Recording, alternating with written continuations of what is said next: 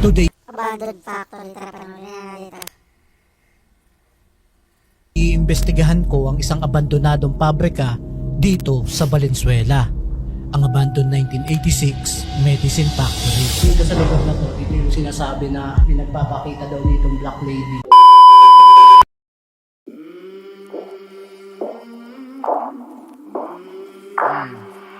I came from the mud.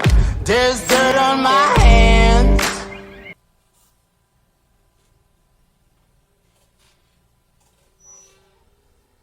Walang nagsibag-silingan dito.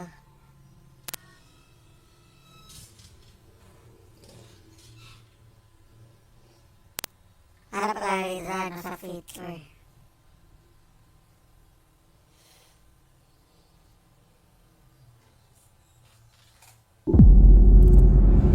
Today, Abandoned factory, tara pa naman dito.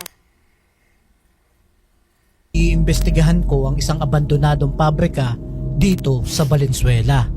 Ang abandoned 1986 medicine factory. Dito sa lugar na to, dito yung sinasabi na may nagpapakita daw ditong black lady. Yung isang camera namin doon, nag-unrecord din. And ito, sabay. Sling! Ang lamig! Hinigirin nila yung battery natin. Hindi ko alam kung ano nangyari. Ito nag-stop. Ito din nag-stop. Ayun din nag-stop. Uy, gagi! Gusto ko lumilaw. Ay! Ay! Utangin na mo! Utangin na mo! Kaki na naglalakad. Hindi ko pakaramdam ko dito sa second floor. Paray na. Hindi pa. Ang abandoned medicine factory 80 na yun noong 1986 at naabandona naman ito taong 1991. Ayon sa mga kwento, kaya naabandona ang factory na ito sa kadahilanang nasunog daw ang ilang bahagi ng pabrika at nagdulot ito sa pagkasawi ng isang empleyado at ito na rin daw ang naging dahilan kaya ito ipinasara. At simula nang naabandona ito, marami ng kwento ang kumalat na maraming ligaw na kaluluwa ang namamahay na dito at ang pinaka nakakatakot sa lahat ay may nagpapakita daw ditong isang black lady. Gabi na makarating kami sa lokasyon, kaya in-interview na kagad namin yung caretaker ng abandonadong pabrika. Matagal na po kayong caretaker? Oo, matagal na. Siguro mga 18 years. So, itong abandonadong factory po na to, gaano na po siya katagal po? 1986. Kailan po siya na-abandon? Nabando siya ng 91. Ano po yung dahilan po bakit po sila nagsara? Nagkaroon ng sunog na tago sa may kantin. Tapos may nasunog. Gaano po katotoo yung sinasabi po nila na yung abandonadong factory po na yan ay pinamamahayan daw po ng mga ligaw na kaluluwa? Kasi dati, nagro-roofing ako dyan. Tapos, parang may napapansin ako pag bumababa ako eh. Parang may sumusunod. Tapos parang may nakatingin sa'yo. Ano lang sila eh, nagpaparamdam lang sila. Parang may nakatingin lagi sa'yo. Tapos parang may sumisitsip. Tapos, meron 1998. Nag-overnight yung mga nag-swimming dyan. Pag overnight na swimming, umuwi sila ng 3 a.m. ng madaling araw. Yung lalabas na sila, bakit may babae nakitim sa taas ng building? Pinuntahan ng dalawang gwardiya, nakarating na sila doon sa pinagtatayo ng babae, wala naman. Pero yung bumaba na yung gwardiya, nandun na naman. Pero may dalawang kwarto doon, maka-counter kayo doon, yung may madilim na parang kwarto, titindig ng balayibo nyo ron. Nag-decide na kami na pumasok na sa loob ng abandonadong factory. At nang nandito na kami sa loob, so guys, nandito na tayo sa loob ng abandonadong factory. At ang dami ditong drum na hindi ko alam kung anong purpose na itong drum na to. Pero siguro ito yung mga drum ng mga dating gamot na ginagamit nung nag-ooperate pa tong abandonadong pharmacy. At habang nandito pa lang kami sa bungad, ay may kakaiba na kagad akong naamoy. Amoy sampagita. Amoy mo? Creepy nga dito. Ay, nakatakot talaga. Talaga nakatakot pare. Totoo yung sinasabi ni Kuya na pagpasok mo pa lang dito, makakaramdam ka na ng kakaiba. At ganun na yung nararamdaman ko. Medyo kakaiba talaga yung pakaramdam namin dito. At medyo delikado din yung mga dinadaanan namin. Paano tayo dito dahan-dahan? Delikado nga, nakakatakot, creepy. Mataas. At sa patuloy na pag-i-explore namin ay napunta naman kami dito. Dito pa lang sa unang palapag, makikita nyo, sobrang lawak nito. At sobrang daming mga malalaking bakal dito na hindi ko alam kung ano to. Kaya parang mga poste siguro to o yung makinarya na ginagamit dati nung nag-ooperate pa to. Pinasok ko yung kwarto dito. At ito yung kwarto na binabanggit ng caretaker kung saan daw merong nagpaparamdam. So nandito na tayo sa kwarto, dito sa unang palapag, which is nandito yung hagdanan pataas. At talagang puro tambak na ng basura dito. Ingat-ingat lang sa paglalakad kasi hindi natin alam kung ano yung mga tinatapakan natin. Nagpatuloy lang ako na Nakakilabot. mag-explore hanggang sa napadpad naman ako sa kwarto na ito. So guys, nandito tayo sa kwarto na pinasok ko. Hindi ko alam kung anong kwarto to, pero ang lawak, sobrang lawak dito. At meron akong nakita dito. Dito siguro niluluto yung mga gamot. So tara, akyatin na natin yung second floor. Nagpatuloy na ulit ako na mag-explore para umakyat sa second floor. Pero habang naglalakad ako, nakaamoy na naman ako ng sampagita. Ito na naman yung amoy sampagita. May sampagita na naman. May sampagita na naman. Oo, imposible magkaamoy sampagita dito kasi tignan mo naman yung mga nakatambak dito. At palakas ng palakas yung naaamoy ko. Ang lakas. Kagi, ang lakas. Ang lakas ng amoy.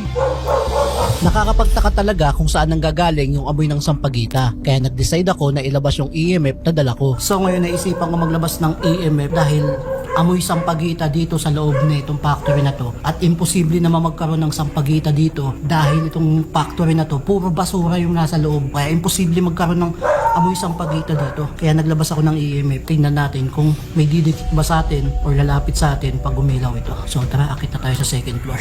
Nagpatuloy na ako na maglakad para pumunta na sa second floor. Pero hindi pa ako nakakalayo, bigla akong nakaramdam ng malamig na hangin. Sleng! Ang lamig! Ang lamig oh! Hey!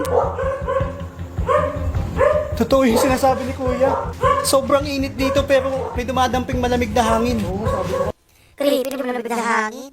Oo, diba sobrang init dito? Sobrang init. Eh no, ano? Ang lamig, kakaiba yung lamig. Narinig mo? Narinig mo? At habang may narinig si Sling, bigla namang umilaw yung EMF na dala ko. Ay! Putangin na mo! Putangin na mo! Putangin na mo! Putangin na mo! Ay, gagating ka mo yung EMF! Nagwawala yung EMF! Sige po, Iti. Kung may kasama kami dito, pwede bang lumayo muna po kayo sa amin? Mamaya po makikipag-usap kami sa inyo. At nang sinubukan ko makipag-usap, biglang tumigil sa pag-ilaw yung EMF. Nawala nung sinabi kong lumayo. At maya-maya lang, bigla namang nalobat yung camera ko. Gagi, tingnan mo, nalobat kagad ako. Oh. Simula nung may dumikit dito sa EMF, nagwawala yung EMF, nalobat yung camera ko. Energy yan. Energy ball. Patay tayo nito. Medyo weird na talaga yung nangyayari sa amin dito sa unang palapag. Pero hindi na lang namin ito pinansin at nagpatuloy na kami na umakyat sa second floor. At pagdating ko dito, ito kaagad yung naramdaman ko. Pakaramdam ko dito sa second floor. Ang bigat.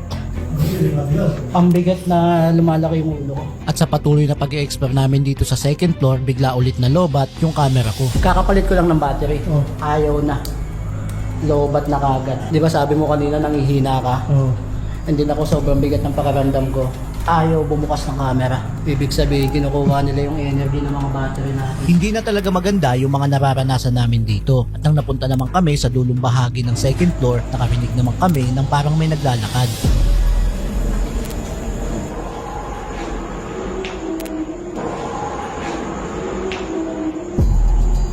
Kayo yun? Sila yun, sila. Nakakatakot dyan. Creepy. Kayo yun? May naglalakad dito. Kaki, may naglalakad. At habang nire-review ko at ine-edit itong video, may nahagip na palang ghost orb yung camera ko. Pagmasdan nyo itong mabuti. Ito, bilog.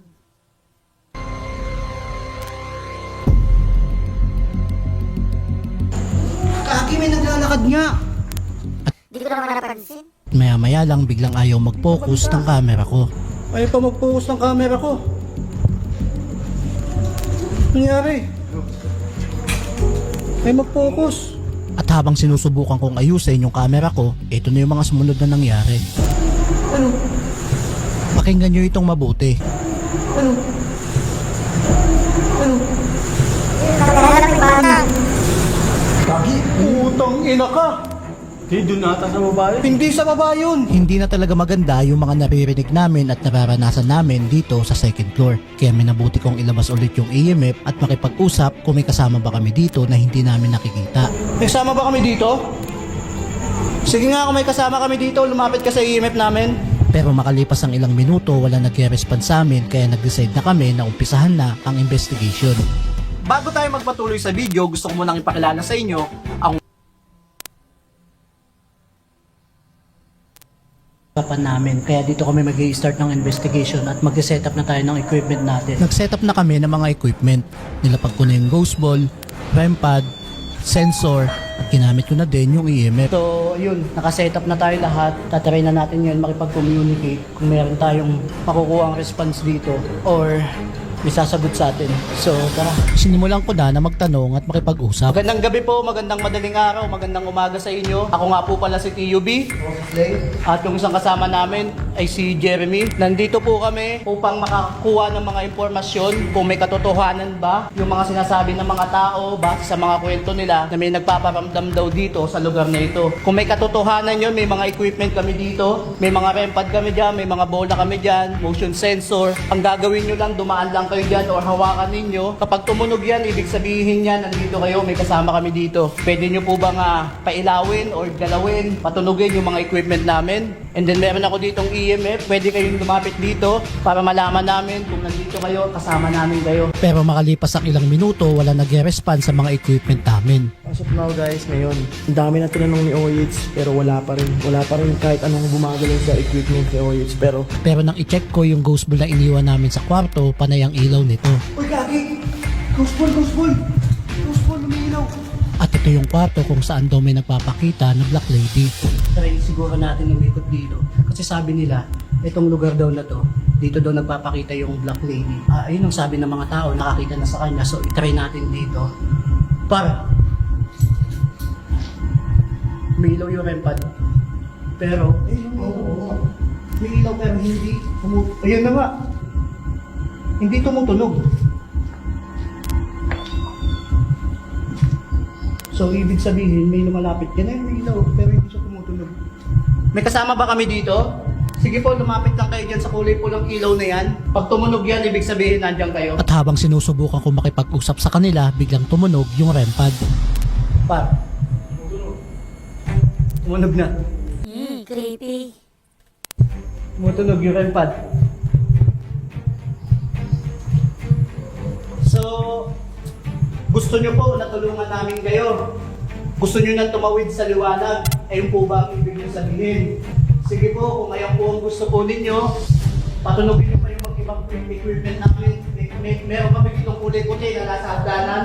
Kapag dumaan kayo dyan, ilaw yan at tutunog. At yung mga bola po dyan, natawag namin na ghost ball, kapag ginalaw niyo yan, ilaw yan, ibig sabihin nandito kayo. Lumapit po kayo dito sa EMF namin para malaman namin kung kasama namin kayo dito. Pero lumipas ang ilang minuto, wala nang nag-respond sa amin. Kaya naisipan ko na gamitin na yung ghost tube. So, hindi sila sumasagot sa mga equipment natin. Subukan natin gumamit ng ghost tube. Tignan natin kung may mga tutugma sa mga sinasabi ng mga tao na kwento doon sa mga sasabihin ng ghost tube. Binuksan ko na yung ghost tube at sinimulan ko na din na Ghost So, meron akong equipment dito, may device ako Sigurado. gagamitin. Pwede kayong makipag-communicate gamit ito. Magsalita lang kayo dito kung ano yung sasabihin Sabi ng Ghost Tube. Sigurado. Calvo. ninyo, madedetect na ito, and then yun ang sasabihin sa amin. May kasama pa kami dito? At maya-maya lang, ito na kaagad yung sinabi niya. Bakit? Mahina? Bakit ka nandito mahina? Hindi kami mahina. Nandito nga kami para tulungan kayo eh. Nasaan ba kayo? Kung gusto nyo nang umalis dito, kung na-stuck na kayo sa lugar na to, tutulungan namin kayo. Pero lumipas ang ilang minuto, wala nang sumasagot sa amin. Kaya naisipan ko na ilipat yung REM pad at maya-maya lang, ito na yung sinabi niya. Dito? Saan? Nasaan ka? Nasaan ka? Sige nga, patulogin mo nga to. Dito ka ba? Mo nga to kung nandito ka. Sige nga, nandito ka ba? Sabihin mo lang kung nasaan ka. Pwede kaming sumunod sa'yo para makausap ka. Pero wala na talagang sumasagot sa amin kaya nag-decide na ako na lumipat ng pwesto kung saan nagpapakita yung Black Lady. So ngayon, lumipat tayo ng pwesto kasi doon wala tayong gagawin na kukuha. At dito sa lugar na to, dito yung sinasabi na may nagpapakita daw ditong Black Lady. Kaya dito tayo lumipat. Try natin kung may makukuha tayong sagot dito. Sinimulan ko na ulit na magtanong at Grabe si po niyan. Mainit. Tapos maulan. makipag-usap. Totoo ba na dito sa lugar na ito, may nagpapakita daw na Black Lady? May espiritu ba dito sa kwarto na ito? Kung meron, pwede ba nga pailawin niyo, patulogin yung mga equipment namin? And then pailawin itong EMF ko. Huwag kayong mag-alala kung ano mangyayari sa inyo kapag lumapit kayo dyan. At iba pang panig. So, ibig sabihin, sa kanan mo. Iba pang panig, ibig sabihin, hindi dito sa lugar na ito. Iba pang panig. So, possible dun nga sa baba. Dun yung may malakas talaga. Pero sabi niya sa kanan ko. Ano yung sa kanan ko? Sa kanan ko rin natin. Nandito nga ako para malaman yung kwento kung totoo nga ba talaga may nagpaparamdam dito. Kung totoo nga bang nandito kayo. At gusto namin tumulong kung na-stuck na kayo dito, gusto nyo umalis sa lugar na to, gusto namin kayo tulungan. Kung gusto nyo tulungan namin kayo, pailawin nyo, patulugin nyo yung mga equipment namin. Pwede po ba yun? Silid tulugan. Kwarto sa baba. Yun yun. Yung kwarto sa baba, office yun eh. So pwedeng yun yung silid tulugan. So, dinadirect niya tayo dun sa baba talaga. Gusto mong pumunta kami dun sa baba? Ayun ba yung gusto mong sabihin? Maaring gusto nga nila na bumaba kami at doon ipagpatuloy ang investigation. Pero maya-maya lang bigla na lang kami nagulat sa mga nangyari.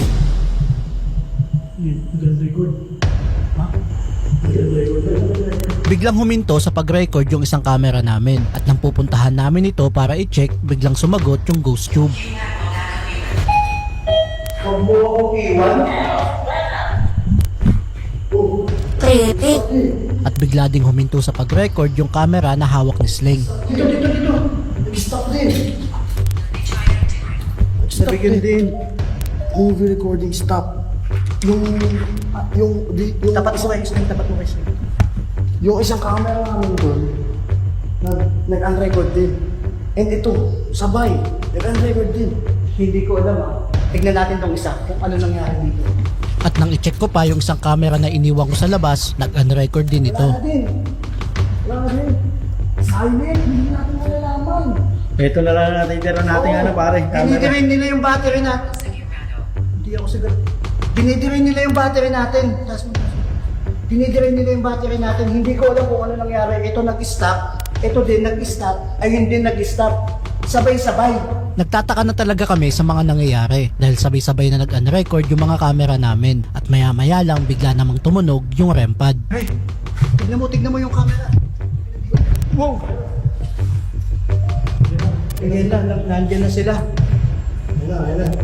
Pero tignan mo, may nadidetect. Tignan mo yung square? Oo. May nadidetect yan. Sobrang kakaiba na talaga yung mga nai-experience namin dito at maya-maya lang bigla naman nagsabi ng pangalan yung ghost tube. Ayun no? Si Tristan Tristan. Tristan yun. So, Tristan, ikaw ba yung nandito? Ikaw ba yung kasama namin? Makinig. Sige, makikinig kami. Ano bang gusto mong sabihin? Habang nag-ano tayo, yung ano doon, REM pad bigla nang tumunog. Ang nilabilo-bilo ko yung repad na Maliwanag ito. Siguro na liliwanagan sila sa mga ilaw natin. Ayaw nyo ba na may ilaw? Gusto nyo ba patayin namin yung ilaw at mga anak? Hindi nyo po kami mga anak. Maglaro? Pwede kayo maglaro. Paglaruan nyo yung mga equipment namin. At sa patuloy na pag-i-stay namin dito sa kwarto, wala na kaming nakuha na response gamit ang mga equipment namin. So dito sa lugar na to, dito sa kwarto na to, meron tayong mga konting response sa REM pad. And then, nakakapagtaka lang talaga yung sabay-sabay na unrecord yung mga camera natin. Sabay-sabay talaga. Hindi naman siya lobat. Tapos, meron siya sinasabi na maliwanag ito. So, siguro nasisilaw sila sa mga ilaw natin. Gusto mo ba patayin natin yung ilaw? Pwede. Or bumaba na lang tayo, tuloy na lang natin ito sa baba. Nag-decide na kami na bumaba na para doon na ituloy ang investigation. At pagdating namin sa first floor, nag-set up na ulit ako ng mga equipment at sinimulan ko ng magtanong at makipag-usap. Magandang umaga, magandang gabi. Kung may mga espiritu man dito, inaanyayahan ko kayong lumapit dito. Gusto namin makipag-communicate sa inyo kung nandito kayo. Gusto namin malaman kung may katotohanan ba yung mga kwento ng mga tao. May mga espiritu na nandito. Kung gusto niyo tulungan namin kayo, pwede kami tumulong. Patalugin nyo na yung mga equipment namin dito. May REM pad kami dito. May pulang ilaw. Hawakan nyo lang yan. At tutunog yan. Malalaman namin na nandito kayo. May kasama kami dito. Kasama pa kami dito. Pero lumipas ang ilang minuto, wala nag-respond sa amin kaya inilabas ko yung EMF. May device kaming gagamitin dito. Pwede kayong magsalita gamit ito. Kung ano yung sasabihin ninyo, hindi nang sasabihin dito sa amin. Kung gusto ba kayong sabihin sa amin, nandito ba kayo? Kasama pa kami dito? Kung oo, lumapit kayo dito sa EMF ko. Kaya lamig. Ano?